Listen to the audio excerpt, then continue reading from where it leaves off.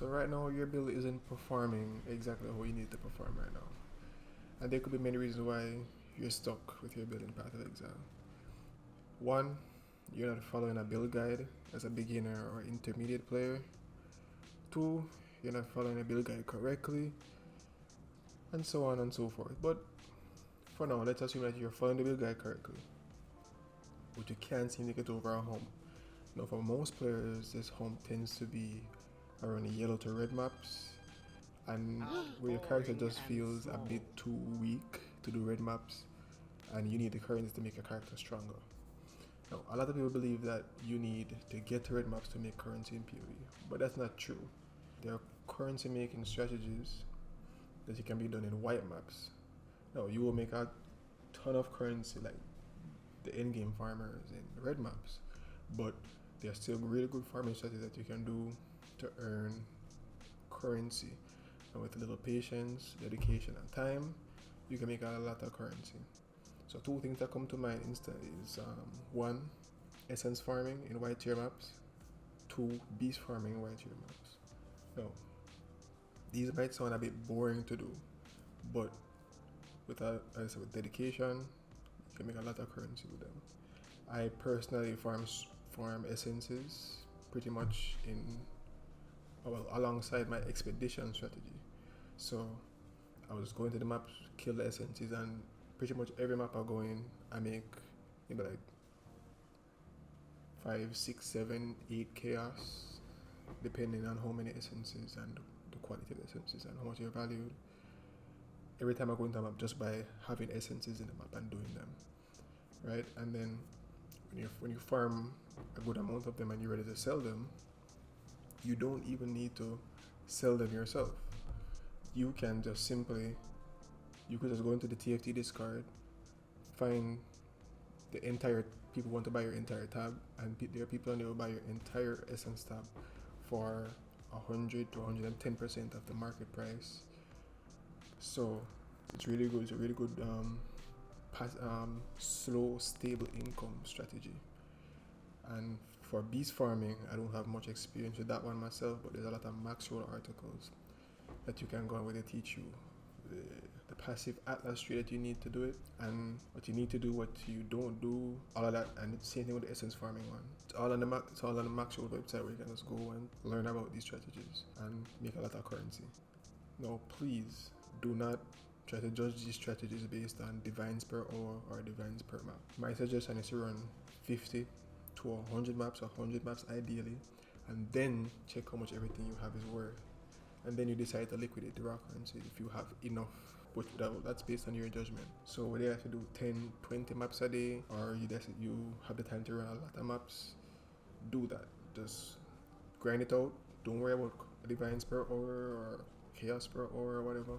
Just grind it out. As long as you're doing the strategy correctly, you're making currency. So as you follow a build guide, and you get later and later into the guide, where you get higher tier gear, you're going to need more and more specific prefixes and suffixes, and you're going to need higher and higher tiers. And as such, the gear become way more expensive. But the reason you need that gear is for that build to actually work. If you cheap out on the gear, you get subpar results with your character. Sometimes you look at an item and it looks so expensive, but your build really needs that item for it to get to the next level, or for it to work properly. So if you cheap out on it now, you're going to face the consequences when you're actually playing the build, which obviously we want to play our builds and feel like our builds are really strong or really powerful. So please don't cheap out. It'll cause a lot of problems for you in the future. There are a few exceptions to this rule sometimes, and as you get more experienced, you know when you can maybe cheap out here or there. But for now, follow the build guide. Try your best to get the build as good as you possibly can. Get the gear as close as you possibly can. The reason why they put that gear is because the build needs those things for it to survive and do better, right? So please follow the build guide, buy the gear that the build requires, or else you're going to get subpar results. So another great solution if you're looking at gear and the gear just seems way overpriced, way too expensive, you can just make the gear yourself by crafting. No, I won't sit here and act like an expert, and I won't claim that I know, you know, I won't claim that crafting is super easy and you can just do it. There are guides on YouTube from guys like, Gazi TV, Subtractum, Zizarin, and other content creators that teach you to craft items. It can be daunting, but it's not that bad, and you can save a lot of currency if you craft items yourself, especially if the items are overpriced. So this is a little bonus tip. When you're farming, your goal is to be in and out of maps as fast as you possibly can. Now the speed depends on the build that you're running. I do understand that, so everybody's build is a little different, but don't be afraid of missing out on a chaos orb or anything else, right? What you're farming is a stable source of income, unless you're farming some currency. If you're farming things like essences and beasts, if you're farming something that's a stable source of currency, don't be scared of missing out on a chaos orb or a lucky drop, right? You're not missing out. Just run your maps as fast as possible. Don't, especially if you're doing like the white tier map essence strategy, you don't try to kill every monster in the map. You just want to go to the essences, kill the essences, gather the essences, leave. That's all you need to do. So speed is very important, and the faster you do it, the faster you make currency. Alright, so I wanted to show you guys my character and how I have, to a certain extent, implemented some of these things that I am telling you to do. So, for example, if you look at my gear, if you look at the recording that was being played during my explanation of why your build is not doing so well, you can see footage of me mapping in a tier 16 wharf map. Now, I was still able to get some maps done, but I would die a lot. Sometimes killing essence mobs would take forever because they're just so tanky. I'm not dealing enough damage. So, but it was able to get through them, but very slowly and not very comfortably, right? So how did I implement some of the things that I just told you into my playstyle? So first step one, which is that making currency. So this is a cold vortex creeping frost elementalist that I got off Maxroll. It's not my favorite character, but it's pretty good. So I got it off Maxroll. And on Maxroll, they even tell you what the characters are really good at. So this character is really good at pretty much everything, but I decided to do an expedition strategy here. So you can see I grabbed essences and I blocked pretty much every other thing except for delirium and expedition.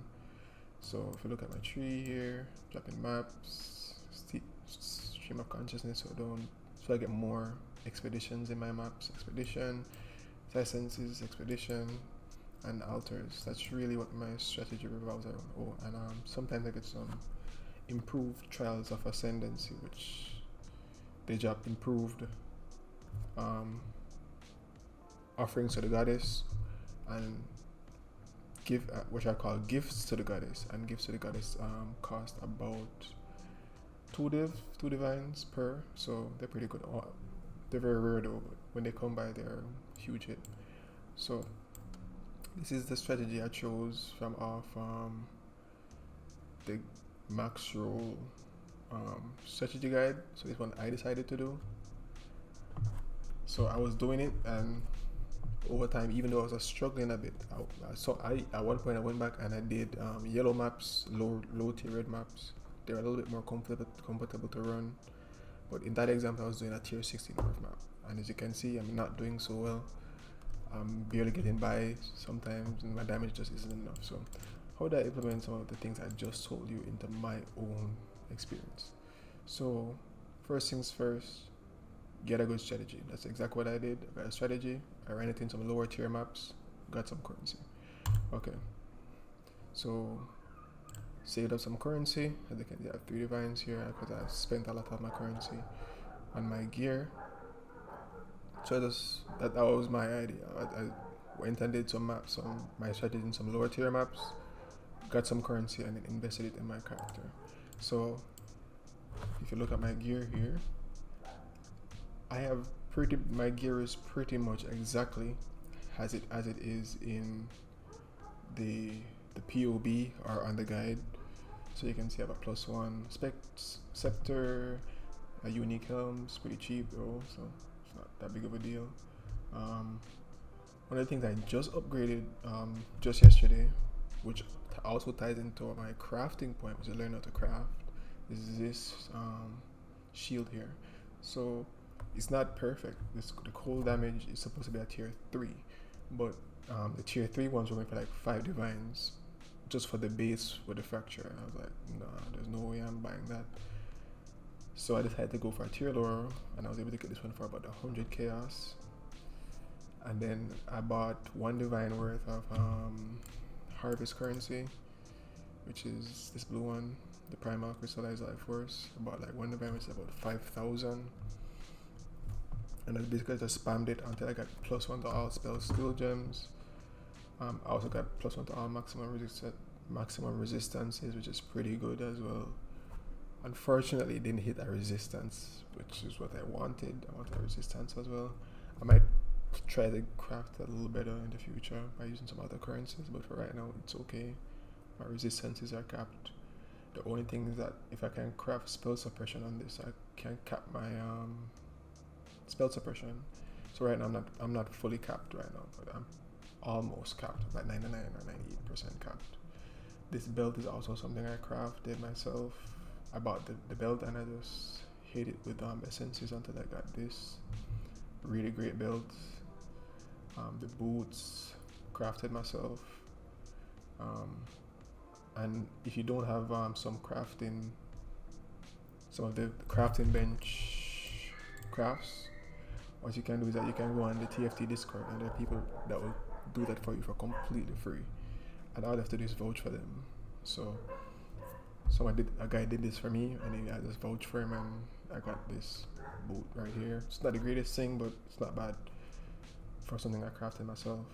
So everything here, this is like, would be maybe 10 divines, maybe. It's an intelligent guess.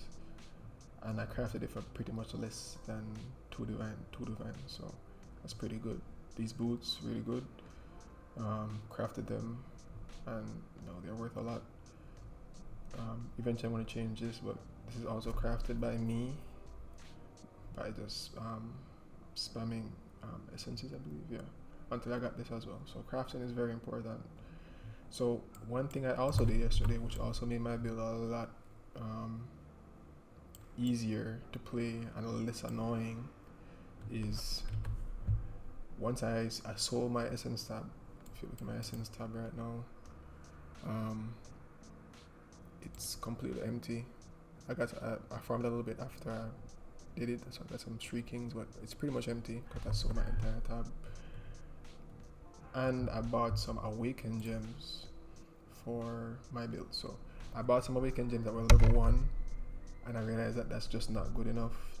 You have to get, for tier 16 maps, you need some really high level gems. So I decided to just invest into getting some really good max level awakened gems. So I got maxed awakened swift affliction. These are pretty cheap. Well, some of them are cheap. I think the control destruction was pretty cheap. I think elemental focus was a bit more expensive. I think it was over a div for this, and I think over a div for this. Don't quote me on that, I'm just guessing off the top of my head.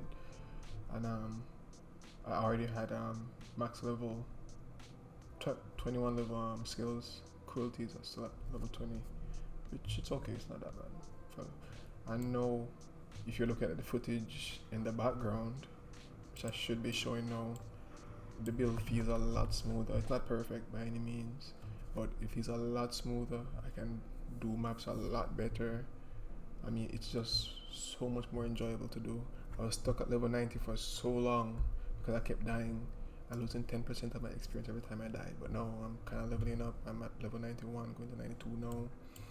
So, and I'm still not there yet. So I'm still missing damage in some places. I'm looking through the POB trying to figure out where exactly I'm missing the damage. When I'm liking that it's in some place. I'll figure it out. But yeah. So this is just to show you how. And also, please craft your flasks. Just general good tip, craft your flask. A flask like this one that I have here costs like 90 to 100 chaos to craft, to buy directly off of the trade site. I think that price was not a granite flask. I think it was a silver flask that I sold, which had gain 3 charges when you're hit by an enemy, and also reduce curse effect. So please craft your flasks as well. So yeah. So please invest in your build. Invest, please. Also, as I said, be careful when it comes down to your gem levels. They could be holding you back as well. So yeah, this is how I was able to kind of get past this hump where I just couldn't do tier 16 maps very well. I know my build is doing it pretty well. I'm still missing some damage, but I'll get there. I'll fix it. I'll find where the damage is missing from, and I'll fix that. So yeah, hopefully this guide helps you. Hopefully I didn't ramble on for too long. Hopefully it was educational. Hopefully so please, if you like the video, if it helped you, or if it gave you some insight, please like, and I'll be making a lot more content about improving, not only Path of Exile but other games as well. So, and also you guys will be here to see me improve at those games as well. I'll teach what I learn and whatever. So please like if you like the video, subscribe if you're interested in that kind of thing. So yeah, thanks.